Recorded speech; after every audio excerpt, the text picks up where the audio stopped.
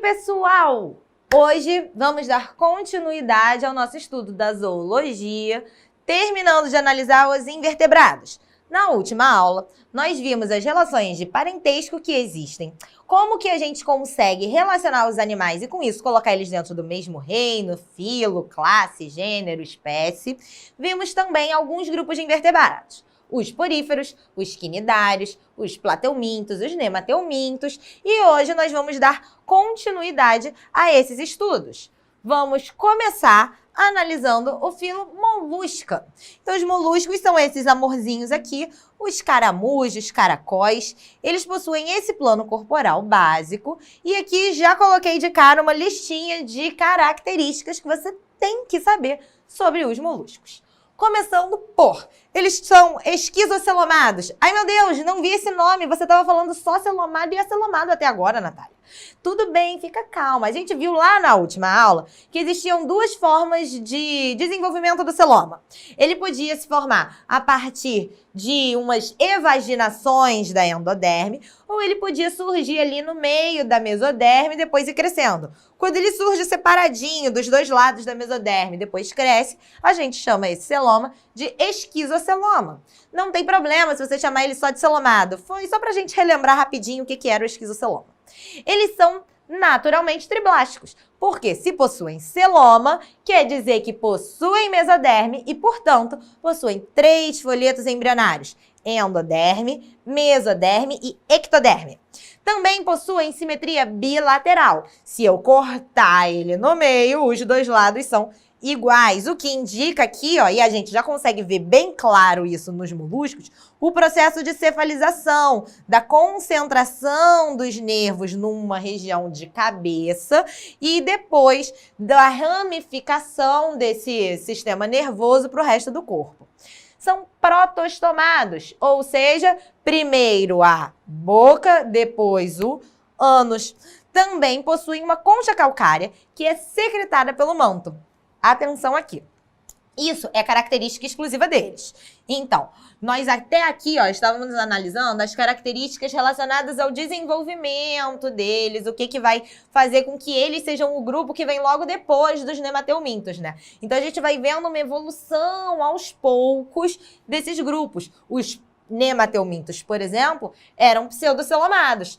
Eles já são celomados, ou seja, de molusca para frente, todo mundo já tem celoma. Já se desenvolveu, já formou o celoma e todos os outros grupos que vão surgir a partir daí também possuem celoma. Agora eu tô falando de uma característica exclusiva do grupo, a concha calcária.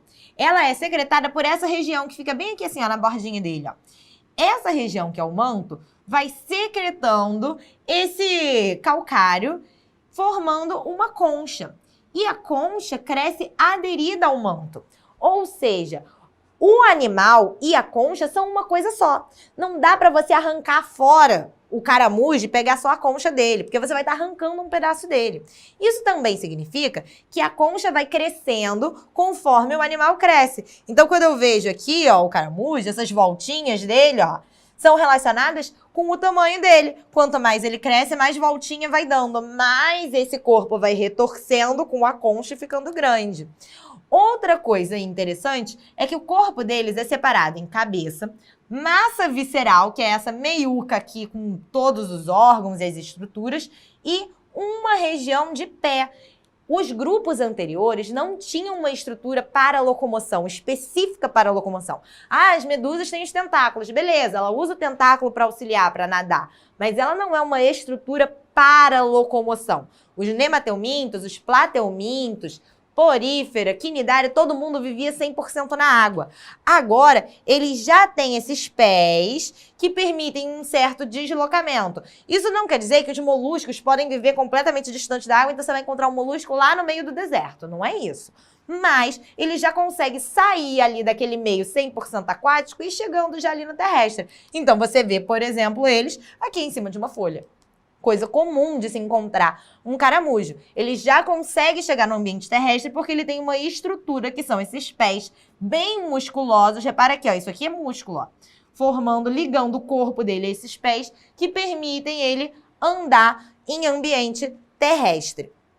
Na cavidade do manto tem ânus, então aqui ó, ânus aqui atrás, poro excretor para liberar os excretas nitrogenados, possuem gônadas, possuem brânquias, ó, isso aqui, ó, isso vermelhinho é uma brânquia, que vai ter a função de filtrar a água, retirando o oxigênio para que haja respiração no corpo do organismo, beleza? Alguns podem ser pulmonados, mas aí já é um grupo ou outro mais específico. Em geral, eles possuem essas brânquias. Então, passa na água, a água passa por aqui, retira o oxigênio que está aqui vai ser distribuído. Repara que eles têm uma estrutura aqui que já lembra um coração que vai bombear esse sangue. Só que o sangue chega num ponto aqui, ó, que ele é aberto. E simplesmente ele cai banhando tudo. Essa hemocele, toda essa cavidade interna é toda banhada pelo sangue. Então não acontece um sistema de distribuição dentro de veias e artérias. Daí a gente dizer que é um sistema circulatório incompleto, porque chega no momento, para e simplesmente cai no nada, beleza? E aí depois ele vai receber aqui de novo oxigênio nas brânquias e fica refazendo esse caminho. Show de bola? Muito maneiro. Isso é um plano corporal bem básico dos moluscos. O que mais que a gente tem? Falei para vocês, ó, sistema circulatório aberto, com exceção dos cefalópodes, que é um grupo específico, a gente já vai falar deles. Sistema digestório completo, porque possui boca e ânus, com presença de uma estrutura chamada rádula, que é isso aqui, ó. A rádula é como se fossem uns raspadores que ficam na língua do molusco. Então ele chega ali na pedra, aí ele quer tirar o musgo que tá ali e comer. Ele passa a língua, vou passar a língua, ó. Passou a língua, só que com essa língua tem todos esses dentículos que vão raspando a pedra, permitindo que ele coma o que tá ali. Então fica muito mais fácil para ele se alimentar por causa dessa estrutura. É uma estrutura específica dos moluscos também, tá? Sistema excretor, através de metanefrídeos, tem a mesma função de tudo que a gente fala de sistema excretor. Vai fazer o quê? Filtração do sangue e aí retira os excretas nitrogenados, liberando no meio externo. Sistema reprodutor, podem ser hermafroditas, ou seja, possui os dois sexos, ou dioicos, um em cada animal. E um sistema nervoso ganglionar com cordão nervoso dorsal. Olha que maneiro. Eles têm uma cabecinha com um sistema ganglionar ali, vários gânglios, e a partir disso, um sistema nervoso que vai sair desses gânglios e se distribuir no resto do molusco. Muito maneiro, né? Isso já indica aquele processo de cefalização. E aqui, uma divisão rápida de como que é a classificação dos grupos dentro de molusco. Então, são classes que nós estamos falando, lembra lá, fi de filo, então molusco é o filo, classe, ordem, gênero, espécie, né? Família, esqueci da família no meio do caminho, né? E aí, aqui são as classes. Nós temos as poliplacóforas, poli são muitos, placófora de placas, então são muitas placas, muitas conchas. Os gastrópodes, gastro, quer dizer, né, sistema gástrico. Pode quer dizer pé. Então, os gastrópodes são os que têm a barriga, a região gástrica, ligada diretamente aos pés. Como é o caso aqui, ó, do caramujo, que a gente estava falando antes, né? Os cefalópodes, céfalo de cabeça, podes de pés. Então, a cabeça ligada aos pés, como a lula, é um exemplo, né, dos mais clássicos. Os bivalves, que possuem duas valvas ou duas conchas, como as ostras. E os escafópodes, que são compridinhos. Vamos dar uma olhada aqui em um por um. E esse aqui é o sistema básico de todos eles. Você vê que internamente eles são muito parecidos, apesar de terem formatos de corpo distintos, né? Esse daqui são os poliplacóforas, o nome desse é quiton, possuem a concha aqui, ó, dividida em 8 partes, não tem olho e costumam ficar em águas rasas ali aderidos ao substrato. Os gastrópodes, como eu tinha dito para vocês, muito bonitinho, ele tá comendo, gente, olha que fofo. Comendo uma minhoquinha, lanchinho da tarde, que possuem esses olhos pedunculados, assim, vivem em ambientes úmidos ou na água, porque não tem uma estrutura na pele que impermeabilize. Então, tem que viver num ambiente úmido, tem que viver próximo à água, foi o que eu disse. Tem já esses pés que permitem a locomoção fora da água, mas a pele deles não tem nada que impeça de dessecar. Ou seja, de secar no sol. Tem pessoas que fazem a maldade, isso é maldade, tá, gente? Joga sal neles. O que acontece quando você joga sal? Como a pele não é impermeável, eles perdem água por osmose mesmo. Então a água sai e eles secam, causa queimadura neles, tá? É muito ruim isso. E aí os exemplos, caramujo, caracol, lesma, todo mundo dentro de gastrópodes. Cefalópodes. Polvo, lula, náutilos tem uma concha interna, porque tem gente que diz, ai, não pode ser molusco. Mas, professora, cadê a concha? Molusco tem concha. Tem concha sim, só que a concha tá dentro nesse caso. É um pouco diferente, mas continua tendo a concha. A concha é interna, possuem ventosas nos pés, né? Todos os tentáculos têm ventosas e liberam nanquim como forma de defesa. Então, quando eles são ameaçados, eles liberam um jato de tinta, de nanquim, e saem fora, deixa o ambiente meio turvo, conseguem nadar e fugir dos predadores. É um excelente mecanismo de defesa. Eles também nadam bem rápido, são bem eficientes. Quando precisa fugir, né? E os bivalves aqui, ó, 2 válvulas e 2 conchas, que é ostra, mexilhão, marisco, tem hábito filtrador, então eles ficam ali filtrando a água que passa por dentro deles, retiram as impurezas e podem formar as pérolas, que é justamente essa impureza que vai sendo ali misturada com outras substâncias, sendo lapidada dentro dele até formar a pérola no seu interior. Muito legal o molusco, né?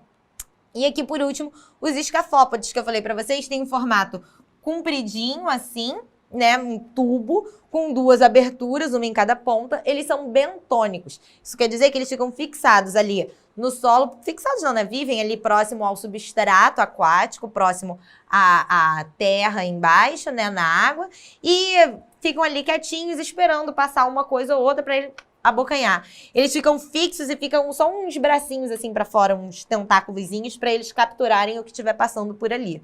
Beleza? Eles são mais difíceis de achar e aqui eu botei pra vocês só o exemplo da concha, tá? Sem o escafópode em si aqui dentro. Essas conchas são muito utilizadas em ambientes que tem muito escafópode para fazer artesanato, bijuteria, custa até razoavelmente caro. Bom, continuando a nossa sequência evolutiva, nós temos agora os anelídeos. Já começa pensando no nome, anelídeo de anel. Ou seja, tem várias estruturas de anel. Esses anéis são formados por causa da metameria que vai surgir neste grupo específico. Ah, ó, não falei. Sabe quem é isso aqui? Isso aqui é uma sanguessuga, muito maneiro, né? Daqui a pouco eu falo o que elas fazem. Olha só, a metameria é essa divisão em segmentos todos iguais. Então, cada segmento de um anelídeo possui as mesmas estruturas, ó. Um vaso dorsal, cerdas em volta, os que têm cerdas, né? Uma estrutura aqui no meio, que é o intestino, alguns músculos longitudinais que vão servir para ela ir se arrastando por aí, né? Possui epiderme, cutícula protetora. Olha a cavidade celomática aqui, ó. Celoma, nefrídeos para fazer excreção, divisão dos anéis. Então, isso aqui é um anel. Esse outro que tá aqui atrás vai ser exatamente igual a esse que tá aqui na frente. E por aí vai. Show? Vão ter estruturas que parecem corações, são chamados de corações, né? Vários que vão servir para bombear esse sangue que circula dentro de vasos. Então, já é um sistema circulatório fechado. O digestório também é completo, com boca e ânus, e possuem um sistema nervoso ganglionar. Olha aqui, ó, um gânglio cerebral e dele partindo um cordão nervoso para distribuir os sinais pelo resto da minhoquinha. Maneiro, né? Bom, o que eles são? Além deles terem a metameria que surge aqui neles, esquizocelomados, que nós acabamos de falar. Então, tem celoma, logo ele é triblástico, 3 folhetos embrionários, protostomados, formação da boca primeiro. Já falei, digestório completo, excreção por metanefrídeos, que é isso aqui, ó, o metanefrídeo. Vai filtrando o que tem aqui na cavidade celomática e libera por um poro para o lado externo os resquícios nitrogenados que foram formados ali no organismo. Reprodução com fecundação cruzada, são hermafroditas. Então, 2 minhocas encaixam, se arrastam assim, né? Rolam roça-roça, as 2 engravidam e depois mete o pé, tchau, não quero tomar café da manhã com você. E vão fazer desenvolvimento direto, ou seja, não tem metamorfose. Show? Vamos dar uma olhadinha aqui, ó. Olha só. O que acontece na reprodução dos anelídeos? Uma minhoquinha encaixa na outra. Essa região aqui do clitelo, ó, logo depois dela é onde tem o poro genital. Deixa eu ver aqui, ó. Aqui eu acho que tem um... Não tem aqui. Mas tudo bem. Aparece aqui, ó, na região do clitelo, a estrutura copuladora. Aí eles encaixam um no outro e trocam espermatozoide. Esse dá espermatozoide para esse dá espermatozoide para esse. E aí aqui o clitelo vai ficar gravídico. vai ficar cheio de ovinhos de minhoca. Ela, então, vai empurrar esse clitelo, vai liberar esse casulo cheio de ovos ali na terra, que depois vão eclodir, dando origem a novas minhoquinhas. Olha que maravilhoso, né? Vai empurrando esse clitelozinho, é uma gominha, assim, um bolinho de ovos de minhoca. Muito legal, né? E acho que eu falei tudo o que eu queria falar dos anelídeos. Vamos dar uma olhada na classificação deles? Então, nós temos os oligoquetas, que são as minhocas em si. Essa aqui é uma minhoca gigante, gente. Ela é desse tamanho mesmo. Uma minhoca enorme. Temos os poliquetas, que possuem essas cerdas, vivem em ambientes aquáticos e aí vão nadando por ali. Tem muitas cerdas em volta, os poliquetos. E os hirudíneos, que são as sanguessugas. Isso aqui é uma sanguessuga. Olha a carinha dela, que bonita. As sanguessugas têm ventosas na ponta, né, na boca, e aí elas se fixam no animal e ficam sugando, daí o nome, sanguessuga. Vão sugando sangue. Elas são, então, parasitas, né, diferente dos poliquetas e dos oligoquetos, que não são necessariamente parasitas. Os hirudíneos vão fazer isso para se alimentar, então eles dependem dos nutrientes do sangue para se alimentar. Foram durante muito tempo utilizadas para fazer tratamento estético, para redução de edema, por exemplo. Então a pessoa se machucou, tá com uma lesão, tá muito machucada numa região, assim, muito roxo, tá com sangramento interno. Aí eles botavam a sanguessuga ali no lugar, a sanguessuga tirava aquele excesso de sangue que estava causando algum problema e depois tirava a sanguessuga de lá. Elas liberam uma substância chamada hirudínia, que é anticoagulante, por isso que ela consegue ficar lá um tempão sugando. A ideia nunca é matar o hospedeiro, tá? Como nenhum parasita. Todos os parasitas querem que o hospedeiro fique vivo, ele depende do hospedeiro para poder se alimentar. Mas, eventualmente, né, pode acontecer. Tem que tomar cuidado quando entra em rio desconhecido, porque pode ter sanguessuga lá dentro, tá? E aí ela gruda, não pode arrancar. A ventosa dela é muito forte. Se você arrancar, vai arrancar um pedaço assim, ó. Tem que esquentar ela. Com o calor, ela solta e aí ela cai na água e você consegue se livrar da sanguessuga. Não puxa, tá, gente? Tô falando isso que eu tenho experiências de vida. Não pode puxar a sanguessuga porque ela arranca um pedaço de você, gente. Outra coisa interessante é que os anelídeos, em geral, são bioindicadores de certa forma, né? As minhocas são muito importantes para o processo de fertilização do solo, para a aeração do solo, essencial para a agricultura e por isso vão indicar ali um ambiente saudável para plantações, para desenvolver vegetais, né?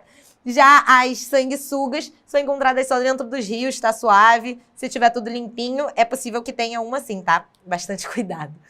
Bom, o nosso próximo grupo são os artrópodes. Olha que linda essa aranha, né? Ela tá muito bonita, gente. Vocês têm medo de aranha? Eu não tenho medo de aranha, a não ser que não seja aquela aranha branquinha transparente que fica no cantinho. Qualquer outra eu tenho, mas essa daí, que fica em casa, eu não tenho não. Elas são muito maneiras, porque elas são artrópodes. Os artrópodes, ó, podes, pés, artro, articulado, recebem esse nome por possuírem pés articulados, ou seja, tem estruturas que são articuladas. Diferente de tudo que a gente viu até agora. Ninguém tinha estrutura articulada até agora. Repara só, dá uma relembrada aí no que a gente já viu.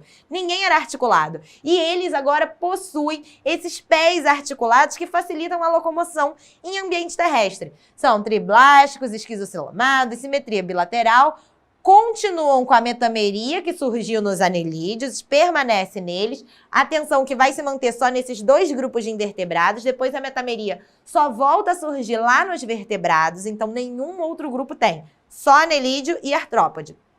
Possuem exoesqueleto de quitina, e isso é uma característica exclusiva do grupo, é uma novidade evolutiva. O exoesqueleto é um esqueleto externo, formado de quitina, que é um carboidrato, resistente, que dá essa estrutura para o corpo deles e que vai, em parte, limitar o tamanho do corpo. A gente já vai falar sobre como que isso limita o tamanho deles. Possuem lacunas sanguíneas, onde acontece a circulação do sangue, e antenas e peças bucais. Então, anteninhas e peças bucais relacionadas com o tipo de alimento que cada um deles vai escolher. Beleza? Vamos dar uma olhada aqui em como que é essa questão do exoesqueleto. O que acontece? Se eles têm um esqueleto que é externo E aí, ele tá numa fase de crescimento. Imagina você que ganhou uma roupinha nova. Você lá, quando você era gafanhoto, lá, 7 anos de idade, sua mãe comprava uma roupa linda, maravilhosa pra você. E você vestia a roupa todos os dias, ficava sem tomar banho, acordava e dormia com a mesma roupa do Woody. Beleza. Aí você lá, vestido de Woody, passou 1 mês, 2 meses, 3 meses, pegou uma doença de pele porque não tomava banho, mas tudo bem, continuou com a roupa do Woody. De repente, a roupa começou a ficar apertada. A roupa já não cabia mais em você. E ela começou a rasgar do lado. Até que não dava mais pra você usar. A roupa não cabia mais. E você teve que se livrar da roupa do Woody. E você, com 8 anos, ganhou uma de Buzz Lightyear. Ficou triste, ficou sem falar com a sua mãe, mas tudo bem, se recuperou. Bom, o que eu quero que você entenda disso? Que a roupa parou de caber porque você cresceu. Porque a roupa é externa. O seu corpo tá crescendo, o seu esqueleto interno tá crescendo, ok. Mas se você tem uma coisa externa que não cresce, ela vai limitar o seu crescimento. O que acontece nos artrópodes? Eles têm um esqueleto que fica fora do corpo. Então ele cresce até o tamanho desse esqueleto. Em certo momento, não cabe mais. Então, ele precisa trocar de exoesqueleto. Esse processo de troca é chamado de muda ou ecdise. Ecdise é relacionado ao nome do hormônio que vai atuar para que haja essa troca, que é a ecdisona. Então, ele libera esse hormônio vai fazer com que essa muda, esse exoesqueleto, saia, ele vai sair dentro do exoesqueleto e agora, com liberdade, vai poder crescer. E enquanto ele está crescendo muito rápido para poder compensar, ele está formando novamente o exoesqueleto. Até que chega um momento, o exoesqueleto está pronto. Não dá mais para crescer. Então, o crescimento dele, ó, estabiliza. Aí, libera de novo, sai de dentro do exoesqueleto, aproveita, cresce. E exoesqueleto tá pronto de novo, parou. Mantém um tempo, libera de novo, sai de dentro do exoesqueleto. Cresce. E assim segue adiante. Então, o crescimento dos artrópodes é marcado por essas fases de crescimento rápido e de interrupção do crescimento para que aconteça a muda. Os outros animais vão ter esse crescimento aqui, ó, assim, ó, em sequência, um crescimento contínuo, digamos assim, até estabilizar no seu tamanho de adulto. Show de bola? Entendeu a diferença? É muito importante porque esse gráfico aqui é um gráfico dos mais clássicos de vestibular, tá, gente? E vai cair na prova, não tenha dúvida. Não fui eu que fiz a prova de vocês, mas vai cair, porque todo professor pergunta isso. É muito importante entender esse processo de muda. Então tem gente que fala assim, nossa, você já viu barata branca? Sabe o que é a barata branca? É a barata que tá sem a muda. Que já fez a muda, né? Que tirou o exoesqueleto. Porque o exoesqueleto dela, de quitina, é que dá aquela cor. Reparou que vários dos artrópodes têm essa mesma cor meio amarronzada? É a quitina. Todos eles têm o exoesqueleto da mesma cor. Quando ele sai do exoesqueleto é que você vê efetivamente a cor dele. Então aquela barata meio esbranquiçada, que você não sabe o que é, quer dizer que ela tá sem exoesqueleto. Isso quer dizer que se você pisar nela, não vai fazer clec. Porque o que faz clec é o exoesqueleto quebrando. E que também vai ser mais fácil de você matar, que você vai pisar e ela vai morrer. Coisa que o exoesqueleto impede. Daí a importância dele. Quando tem exoesqueleto, você pisa na barata, aí você tá crente que ela morreu, né? Aí você sai andando. Daqui a pouco, ela volta por trás de você, te atacando, dominando a sua casa e impedindo de você entrar no seu quarto. Você vai ficar dormindo agora no banheiro e o quarto virou da barata, tá tudo certo. A culpa é da pizza que tava embaixo da sua cama há 5 dias. Mas ela faz aquele barulhinho de clec, não morre e continua te atacando, te perseguindo, porque ela possui esse exoesqueleto. Se não possuísse, era muito mais fácil de matar. Então, o exoesqueleto dá uma resistência absurda para os artrópodes. Além disso, os artrópodes têm, ó, os pés, patas e o seja lá mais o que for articulado. Eles são pequenininhos, têm exoesqueleto, desenvolvem asa. Cara, eles têm tudo para chegar no ambiente terrestre com toda a facilidade do mundo. Consegue se dispersar, consegue voar, tem um exoesqueleto para proteger eles, vai impedir a dessecação, são pequenininhos e cabem em qualquer lugar, vão muitos deles desenvolver hábitos herbívoros, alguns vão ser carnívoros, obviamente, vão caçar, mas, cara, tá perfeito, né? Tem tudo o que precisa para chegar no ambiente terrestre. Motivo pelo qual os artrópodes é um dos grupos mais bem-sucedidos, quiçá o mais bem-sucedido de toda a evolução dos animais que nós vamos ver aqui. Os artrópodes são o maior de todos os filos. Eles são gigantescos. A gente não conhece nem metade deles ainda. Todo ano se descobrem vários novos artrópodes e vai continuar descobrindo, tá? Não tenha dúvidas. Porque eles são muito, muito eficientes. Vamos lá agora falar da classificação deles? Eu disse pra vocês que, ó, a gente classifica reino, os artrópodes são os filos, e aí dentro desse filo dos artrópodes nós temos alguns subfilos ou classes. Você escolhe como que você prefere classificar, mas é importante saber as duas formas de classificação. Dentro dos subfilos, nós temos os trilobitas, que são antigos, são da época, sei lá, paleozoica, se não me engano, tá? Ó, a professora de ciências falando besteira, né? Tem 99% de certeza que é paleozoico. Os trilobitas já foram extintos, não tem mais aqui, mas foram lá os primeiros artrópodes. Os quelicerados, que possuem quelíceras, umas estruturas para poder ajudar na alimentação, crustáceos, e os unirâmios, que nós vamos falar já já. Dentro dos unirâmios estão os insetos. Nós podemos classificar também quanto às classes, então a classe dentro do subfilo, beleza? Dentro dos quelicerados nós temos os aracnídeos, e aí sim vocês sabem de quem que eu tô falando. Aranha, carrapato, escorpião. Dentro de crustácea, a classe é dos crustáceos, então não tem muito mistério nesse caso. E dentro dos unirâmios, eu tenho os insetos, que também são chamados de hexápoda, 6, né? 6 pés, hexápoda. E os diplópodes e quilópodes, que nós já vamos falar já já, podem ser classificados também como miriápoda, se vocês assim quiserem. Então, o grupo dos unirâmios tem mosca, tem borboleta, tem formiga, tem tudo quanto é inseto, além de incluir os diplópodos e quilópodos, que são as lacraias, os gongolos, emboá, tem gente que chama assim também, que são mais rastejantes, lembram um pouco os grupos anteriores. Beleza? Coloquei aqui organizadinho todo mundo para vocês saberem. Copia, anota. Subfilo dos trilobitas e a classe dentro de cada subfilo, subfilo crustáceo, subfilo unirâmia e as classes dentro de cada um deles.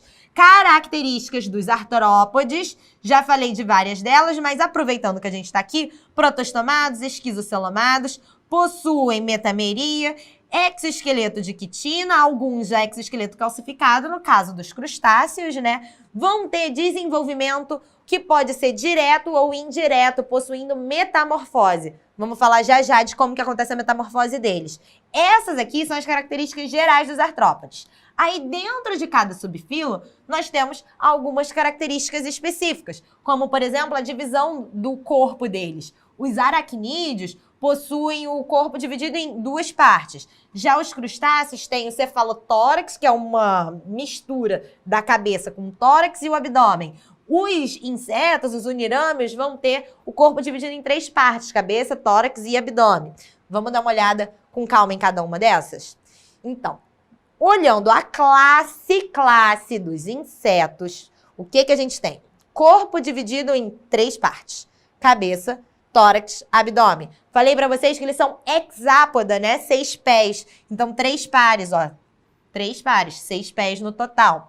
Possuem asas, pelo menos um par de asas. Par de antenas. Os 3 pares de pernas, ó, estão presos aqui no tórax. Repara aqui, ó, o abdômen aqui atrás, ó, não tem perna e na cabeça também não, né? Tá tudo ligado diretamente no tórax e possuem um grande papel ecológico. Eles são os principais polinizadores. Então, sem inseto, as plantas talvez não tivessem tido tanto sucesso quanto tiveram. É uma evolução em conjunto o negócio, né? Possuem também papel de praga e de vetor de doença. Então, muitos insetos transmitem outros animais que vão ser parasitas, nemateumintos, plateumintos e por aí vai.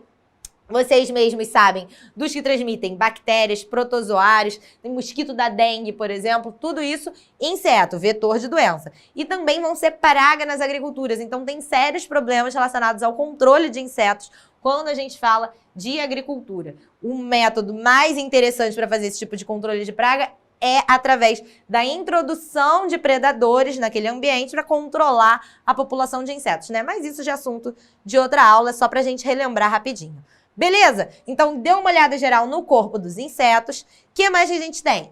Os insetos vão ter um aparelho bucal especializado. Então, o apêndice bucal deles vai ter uma função específica dependendo do hábito alimentar. Eles podem ter um aparelho lambedor-sugador. Olha aqui o mosquitinho. Picou e sugou. Pode ter esse aqui, ó, mastigador-sugador. Consegue mastigar. Então, por exemplo, os herbívoros que precisam comer as folhas vão ter esse tipo de aparelho. Picador-sugador aqui, ó, outro mosquito, né? Pica e suga. O lambedor, eu falei lambedor pro mosquito, né? Mas não necessariamente, né? Porque ele vai lamber. Já é? Então, picador, sugador, mastigador. Possuem olhos simples e olhos compostos. Essa estrutura aqui, ó, é um olho composto, tá, gente? Mais coisas de insetos. Eles também têm um sistema excretor com túbulos de Malpighi para fazer a filtração. Vão fazer excreção com ácido úrico, coisa que não era até agora, galera, era da amônia, porque vivia na água. Então, a amônia é aquele excreta nitrogenado que dissolve, que é muito tranquilo, fica misturado na água, bem solúvel. Já o ácido úrico é péssimo nesse sentido. Ele é insolúvel, então não precisa de água. Isso é mais uma característica que levou a essa conquista de ambiente terrestre pelos insetos. Porque se a excreção é de ácido úrico, então eles não precisam de água para fazer excreção, o que permite que eles fiquem muito mais tempo sem água. Você não pode ficar. Se você fica sem beber água diariamente, 3 diazinhos, o seu rim tá parando de funcionar. Vai dar pedra, vai cristalizar os sais ali dentro, não vai mais funcionar. Já eles não têm esse problema, porque o ácido úrico não precisa da água para ser excretado, então tá tudo certo. Fazem respiração traqueal através de uma filotraqueia. Então, são traqueias que se ligam diretamente às células. E aí, dessas células, eles já retiram, já deixam ali o oxigênio, retiram o gás carbônico e liberam do lado externo. Então, aqui, ó, olha só, a filotraqueia, o tubo traqueal, inervando aqui um músculo, a célula muscular, e faz a troca da gasosa diretamente com o meio externo através de um buraquinho chamado espiráculo. O que mais que eles têm? Sangue, mas o sangue não tem função respiratória. Por que não tem função respiratória? Porque a traqueia se liga diretamente à célula. Então não vai ter função respiratória no sangue. O sangue serve só para distribuir o alimento, para distribuir nutrientes por dentro do organismo. Não vai ter função relacionada com transporte de gases, ok? Muito importante isso. E aí eu tinha falado para vocês que eles vão ter um desenvolvimento que pode ou não passar por metamorfose, né? Então vamos dar uma olhada aqui. Existem os que são ametábolos, como por exemplo a traça. Traça, aquele bichinho que fica subindo na sua parede, que dá lá no seu teto. Você olha o teto do seu quarto, tá cheio. Se a sua mãe não limpa para você, você também não limpa. E aí tá cheio de tracinha pendurada. Ela chegou ali, ela foi se arrastando pela sua parede, tá? Levou um tempão para ela chegar lá no teto. Você podia ter pego ela quando ela tava lá embaixo. Mas tudo bem. E a traça vai crescendo, ela vai crescendo, crescendo. Então a traça bebê, traça adolescente, traça adulta. Toda igualzinha, logo ela não sofre metamorfose e a gente vai chamar esse tipo de desenvolvimento de ametábolo. Não tem metamorfose, é um desenvolvimento direto. Do jeito que nasceu vai só crescer, igual a você, meu pequeno gafanhoto. Ou não, porque os gafanhotos não são ametábolos, os gafanhotos são hemimetábolos. Os hemimetábolos têm um desenvolvimento indireto, com metamorfose incompleta, ou seja, tem algumas etapas de metamorfose, mas não necessariamente todas. Então vai nascer uma ninfa, essa ninfa jovem, ó, não tem asa, vai desenvolver a asa e o gafanhoto adulto agora já tem a asa. Sabe quem é hemimetábolo também? A barata. Aí você diz, nossa, mas entrou uma barata voadora, mas todas as baratas são voadoras. Se a barata não era voadora, é porque ela ainda não tinha passado por esse processo de metamorfose e não tinha criado a asa dela. Mas ela vai ter. Se você não matar, ela vai desenvolver a asa e vai pousar em você quando você estiver dormindo. Não, mentira, bate. Eu sou legal com vocês, não vou fazer isso. Beleza, então a barata não vai pousar em você, mas ela vai ter asa. E existem ainda os holometábolos. Os holometábolos passam por várias fases de metamorfose, e aí é uma metamorfose completa, desenvolvimento indireto com metamorfose completa, fase de larva, fase de pupa e fase adulta. Tem várias etapas com mudanças nas suas estruturas corporais, daí a metamorfose completa. Show? Ametábolo sem metamorfose, hemimetábolo, meia metamorfose, holometábolo, metamorfose completa. Show de bola até aí? Uma coisa muito interessante que também ajudou no sucesso dos insetos foi o fato de que, como eles têm etapas de vidas distintas, muito distintas por causa da metamorfose, as diversas etapas não ocupam o mesmo nicho. Então pensa, por exemplo, o gafanhoto que consegue voar, consegue pegar a planta que está lá longe. Já esse outro que não consegue voar, só vai pegar as plantas que estão ali pertinho. Logo, eles não necessariamente vão competir. Essa ausência de competição entre as diversas etapas de desenvolvimento permitiu uma exploração maior de nichos e, consequentemente, um espaço espalhamento dos insetos por aí. Essa palavra existe, espalhamento. Eles se espalharam por aí porque eles não tinham com quem competir, não tinha ninguém ali para dar trabalho para eles. Resistentes, com muda, com várias etapas de vida, gente, os insetos são só sucesso. Bom, vou passar para o próximo grupo. Então, ainda dentro de artrópodes, estamos falando dos artrópodes, tá? Os crustáceos vão ter um exoesqueleto também, mas dessa vez não é de quitina, é de carbonato de cálcio. Então, o exoesqueleto é muito mais rígido, né? 2 pares de antenas localizados na cabeça. Vou ver se algum desses aqui dá pra ver. Não, acho que não, né? Aqui dá pra ver uma antena, a outra é pequenininha aqui. 2 pares de antena. Cefalotórax e abdômen. O que eu quero dizer com cefalotórax? Você tem uma fusão entre os 2 tagmas. Você tem uma fusão entre os 2 pedaços, entre a cabeça e o tórax. E aí vira tudo uma coisa só, cefalotórax. Show de bola? Olhos pedunculados em geral. Então, pedunculado, ó, um pedúnculo com o olho lá na pontinha, assim, penduradinho. Fazem respiração branquial. Então, eles possuem brânquias, não filotraqueias.